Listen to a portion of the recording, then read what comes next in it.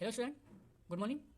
आपका S R classes में स्वागत है। जैसे कि आप लोग यहाँ देख सकते हैं, PMU basic part 2 zoology honours paper third and paper 4 syllabus. जो भी स्टूडेंट 20 23 का छात्र छात्राएं हैं वो TMU यूनिवर्सिटी से हैं, तो उसके लिए सिलेबस लाया गया है जो कि इंपॉर्टेंट है। क्योंकि student without syllabus we can not complete any topic step by step. If you have no syllabus you have no idea how to complete the topic in your syllabus. तो इसलिए मैं आपके लिए ये इंपॉर्टेंट सिलेबस लाया हूँ, जो कि आपको इसमें बताया जाएगा कि कैसे किस तरह से पढ़ना है आपको, और कौन सा टॉपिक इंपॉर्टेंट है, और उसके साथ क्वेश्चन भी दिखाया जाएगा जो कि कौन सा किस तरह से क्वेश्चन पूछा गया है प्रीवियस ईयर में और किस तरह का क्वेश्चन आएगा। तो उसी प्रकार हम लाए हैं ये आपके लिए सिलेबस। तो आप स्टेप बाय स्टेप आप देख रहे हैं, इसमें यूनिट वाइज दिया गया है, तो आपको यहाँ पर डिस्कस करेंगे हम। तो आइए हम डिस्कस करते हैं फर्स्ट यूनिट।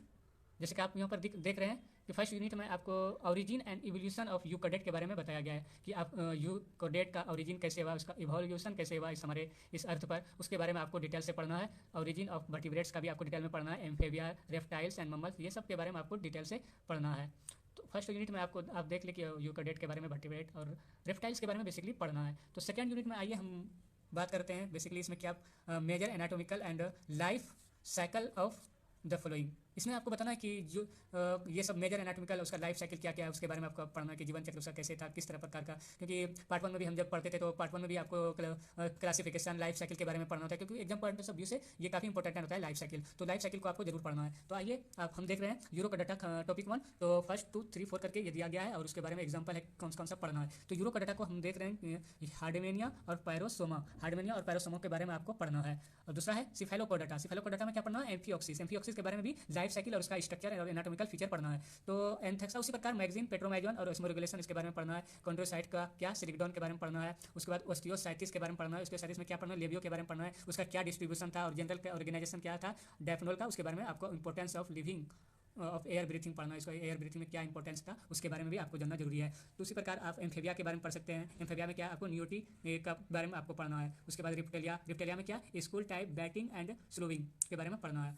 और mechanism of snake, present status of sphenodon and crocodile के बारे में पढ़ना है, इसके बारे में पढ़ना है। और एक्सटिंक्ट रेप्टाइल, एक्सटिंक्ट रेप्टाइल करने का मतलब रेप्टाइल्स का कब विलुप्त हुआ, उसका कब जीवन खत्म हुआ, उसके बारे में पढ़ना है।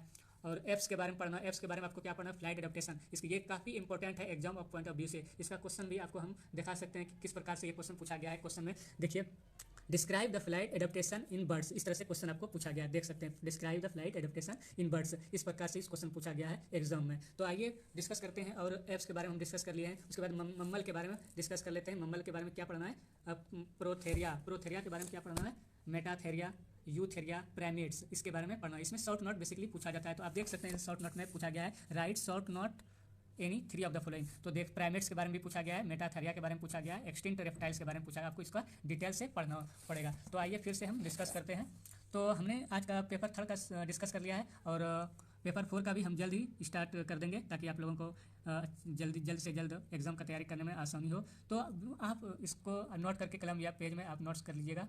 और जो बाद में आए वो लाइक एंड सब्सक्राइब जरूर करें चैनल, ताकि आने वाला नोटिफिकेशन आपको जरूर मिले। Thank you.